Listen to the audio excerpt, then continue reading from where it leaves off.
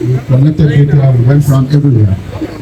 And I can say to you that what we found in ABIA is not different from what we found in other states in Nigeria. So it's a state of motor parks everywhere. Every junction is a motor park. We have high level of criminality, drug abuse, stealing, all sort of things that you can imagine that is not befitting of a modern city and state. So we went to task based on our experience of similar projects in Lagos and other places, and we came up with a plan on how to resolve this problem. ABIA in particular, we discovered that there are 70 motor parks. And I don't know how a city can cope with 70 motor parks. It's just impossible. And that's why you see a lot of chaos, traffic congestion, a lot of problems that you have everywhere. And based on our experience of similar projects, we suggested that ABIA, in particular ABIA, need to have 2 terminals. You know, one of them is strictly bus terminal, which is where we are in Ososoma today. And the second one will be what we call TOD, traffic-oriented development, which will integrate trailer parks.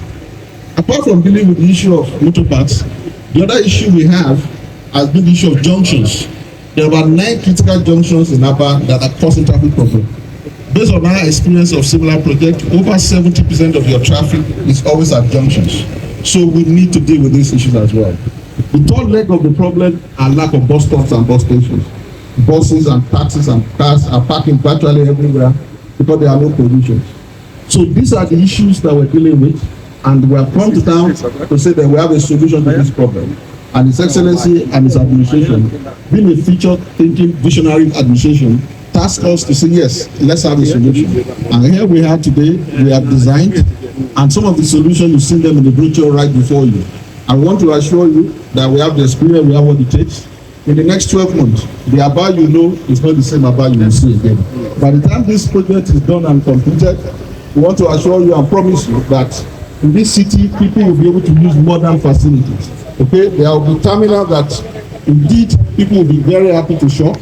We are going to have facility for ticketing, we are going to have facility for elevator, there will be skywalk. A lot of modern things that you need to have. Ticketing will be strictly electronic. And we can give our people modern life, not the current system where you do not even have public convenience in most of the motor parks that you have. I mean, imagine 70 scattered motor parks everywhere. It's just a recipe for chaos and criminality that we have today. But come another 12 months from now, we place it on record that a lot of the chaos that you know in ABIA, you will not find them again. And there are 4 big junctions that we are intervening in. One of them is Okigwe Junction, Symmetry Junction, and then another one is Okigwe there. So all of these 4 junctions are also going to be attended to in addition to the junction. His Excellency has also approved that we build 40 bus stations. So the era of people just parking discriminately on the road is no longer, it's going to be a thing of the past. So there will be proper bus stops and laybacks where you can park your car if you need to drop or if you buy anything. So these are mass facilities that we have seen in other parts of the world. And I say to you, Your Excellency, that congratulations on what you are doing today. Indeed, we are placing ABIA and ABIA State not only in Nigeria map, actually in world map. Thank you and congratulations, Your Excellency. Thank you. The emperor, the conqueror, the champion, the lion is here. Thank you.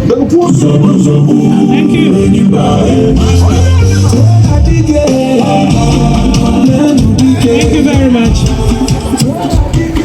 Thank you, distinguished ladies and gentlemen. Let me again appreciate the MD, CEO, Planet Projects Limited, Engineer Biodu Otunola. The exercise. The gains of the urban renewal and public transport projects for the cities of ABIA and Umuahia are enormous. In addition to changing the face of the public transport system, we shall create room for the introduction of more energy-efficient vehicles, job creation for our youth, and make the cities more livable for the modern man and woman. What shall happen to different services operators earning their living from the transport sector in the 2 cities, including keke riders and commercial bus drivers? Are we suddenly going to chase them away? I believe that's the question. Our answer is no. They will still be very relevant, serving different segments of the population, but in a different way. In the new system, however, we shall work with the relevant stakeholders to map our different routes across the various ends of the city where they will continue to serve commuters to the last mile. We appreciate the very important role the transporters play in our economy and shall continue to create spaces for their continuing participation as job creators and service providers. What difference will the urban renewal and public transport project bring upon completion? So many. The first is a more efficient, secure, and reliable transportation system along the major intra-city routes. This new system will also guarantee that our streets are cleaner and that our vehicles can park safely on the laybys along the roads without obstructing the smooth flow of traffic. For commuters, the bus shelters will keep them safe from the harsh elements of the weather while they wait to board their vehicles. The commuters are guaranteed access to safer and more comfortable vehicles every time and all the time. The completion of the urban renewal and public transport project will also mean the end of some old habits that have become popular traditions in the present system. There will be no role for touts, and the old culture of spending longer time to fill vehicles with passengers will be gone for good. What we are setting up will be very similar to what obtains in the developed societies, where buses arrive at particular time of the day, board passengers, and leave within minutes. A few people may ask why we want to disrupt the transport ecosystem in the state. The reply is simple. Our people deserve something better than what we currently have. Remember that we are making extensive investments in the development and restoration of the urban road infrastructure. The urban renewal and public transport project represents the next phase of our program for the regeneration of our cities, making them more environmentally friendly. The success of this grand project will require the cooperation of every stakeholder.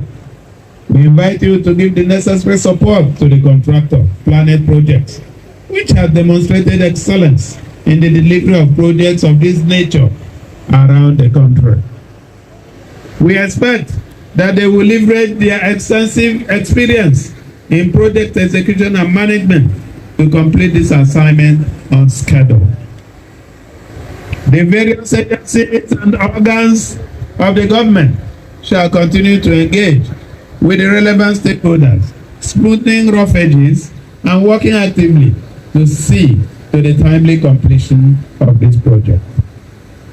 I will invite us to develop a new mindset and work with the government to move our urban centers to the next phase of development, where the push for survival and economic success does not cost us our decency and sense of order.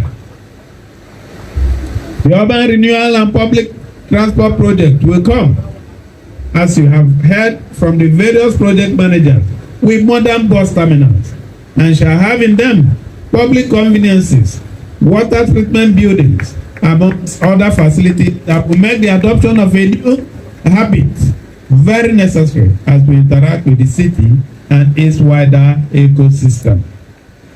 So this is about planning and ensuring that our plans work. A few inconveniences are about to come, but we must keep our eyes on the bigger picture. Our cities have fallen behind their peers on very critical development parameters, and we must now move with great speed to catch up and create new standards for urban living in the region. We shall, however, be very mindful of the economic realities of the time in the execution of these projects